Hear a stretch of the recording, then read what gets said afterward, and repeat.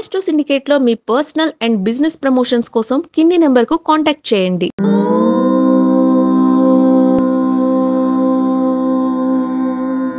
ఓం శ్రీ గురుభ్యో నమః. హరి ఓం.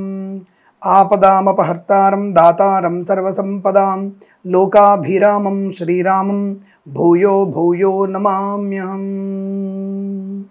అందరికీ నమస్కారం. మనము చాలామంది వ్యాపారం చేయడానికి ఉత్సుకత చాలా ఉంటుంది. అంటే డబ్బు చాలా ఎక్కువ రావాలి అని 2-3 చేతులుగా సంపాదించాలి, 4 చేతుల్లో సంపాదించాలి అనేటువంటి భావన బాగా ఉంటుంది. అయితే ఇక్కడ సొంతంగా వ్యాపారం చేయడానికి కొన్ని లక్షణాలు ఉంటాయి. ముఖ్యంగా భాగస్వామితో వ్యాపారం చేయాల్సినప్పుడు కొంతమంది మిత్రుల యొక్క సహకారాన్ని తీసుకునే ప్రయత్నం చేయాలి. అప్పుడు మనము ఎవరితోనైతే వ్యాపారం చేయాలనుకుంటున్నామో వారి వ్యాపారంతో మనకి, మన జన్మ నక్షత్రానికి, జన్మలగ్నానికి, జన్మరాశికి సరిపోతుందా లేదా అనే విషయాన్ని తప్పకుండా చూసుకోవాలి. మీరు ఇలా కనుక చూసుకోకపోతే మోసపోయే అవకాశం ఉంటుంది. మీరు ఎవరైనా స్నేహితుడినో ఇంకొక వ్యక్తినో మీరు తప్పకుండా వ్యాపార భాగస్వామిగా చేసుకోవాలనుకుంటున్నారు, లేదా మీరు భాగస్వామిగా వెళ్ళాలనుకుంటున్నారు వ్యాపారంలోకి. అలాంటప్పుడు తప్పనిసరిగా ఈ జాతకంలో ఇద్దరి మధ్యలో ఉన్నటువంటి 11వ లగ్నము నుంచి 11వ స్థానం, లగ్నము నుంచి 11వ స్థానం మనం బాగా చూసుకోవాలి. అక్కడ మనకి ఆ 11వ స్థానాధిపతి యొక్క స్థితి, యుతి, శుభగ్రహాల దృష్టి. ఇక్కడ ముఖ్యంగా శుభగ్రహాల దృష్టి అంటే గురుడు, శుక్రుడు, బుధుడు, అలాగే రవి. అన్నిటికంటే ముఖ్యంగా బుధుడు, గురుడు మరియు శుక్రగ్రహాల యొక్క దృష్టి మన లగ్నము నుంచి 11వ స్థానం, అంటే దాన్ని ఏకాదశ స్థానం అంటారు. ఈ ఏకాదశ స్థానంలో కనుక గ్రహస్థితి, యుతి బలంగా ఉంటే ఆ వ్యక్తితో మనం వ్యాపారం చేయవచ్చు. కాబట్టి మనం ఆ పేరు అబ్బాయికి బాగా నచ్చింది, శ్రీ వెంకటేశ్వర, అతని పేరు వెంకటేశ్వరరావు అండి, శ్రీ వెంకటేశ్వర స్వామి పెట్టుకున్నాడు, బాగా డబ్బులు వస్తాయి. నా పేరు తిరుమలరావు, నేను వెంకటేశ్వర స్వామినే, ఇద్దరం కలిసి పెట్టేశాం. ఒక ఆయన తీయ నక్షత్రంతో చెప్పాడు, ఒక ఆయన వెంకటేశ్వర నక్షత్రం చెప్పాడండి, ఇద్దరికి బాగుందన్నారు పేరును బట్టి. తప్పు. ఎప్పుడైతే జన్మజాతకము లేనప్పుడు పేర్లను బట్టి చూసుకోవాలి. జన్మజాతకాలు చూసుకోవడం శ్రేష్టం. జన్మజాతకంలో 11వ స్థానం లాభాధిపతి యొక్క ముఖ్యమైనటువంటి స్థానము మనం చూసుకునే ప్రయత్నం. ఇప్పుడు మనం కోట్ల కొద్ది వ్యాపారం చేస్తాం.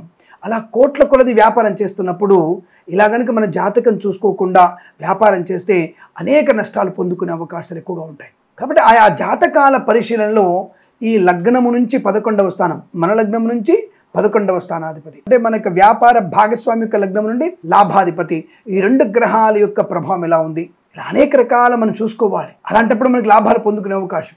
ఒకవేళ ఈ 11వ స్థానంలో, అంటే లగ్నము నుంచి 11వ స్థానంలో శని కనుక ఉన్నా, రాహు ఉన్నా, ఆ వ్యక్తితో మనం వ్యాపారం చేయకూడదు.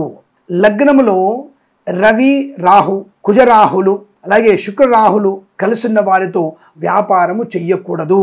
అది ఎంతటి వ్యాపారవేత్తైనా సరే, ముఖేష్ అంబానీ కానీ, లేదా టాటా గ్రూప్ గారు రాని, ఇంకెవరైనా రాని. ఎందుకంటే ఆ యొక్క లగ్నం ఉన్నటువంటి పాపగ్రహాల వల్ల వాళ్ళ మనసు ఎప్పుడైనా మారిపోతుందని అర్థం. ఖచ్చితంగా మారిపోతుంది. 10 సంవత్సరాలు, 5 సంవత్సరాలు, 3 సంవత్సరాలు ప్రేమించుకున్నాం, ఇద్దరం ఒకరికొకరు తెలుసుకున్నాం, ఒకరి టేస్ట్ ఒకరికి అర్థమైపోయింది అని ప్రేమించి పెళ్ళిళ్ళు చేసుకొని పెళ్ళైనటువంటి 2 నెలల లోపలనే విడాకుల కోసం కోర్టుకెక్కినటువంటి వ్యక్తులు చాలామందిని చూసాం మనం. కాబట్టి మనము జీవితం యొక్క బంధాన్ని తొలగించుకునే వ్యక్తులు వ్యాపార బంధాన్ని కలుపుకునేది ఎలా ఉంటుందో ఆలోచించండి.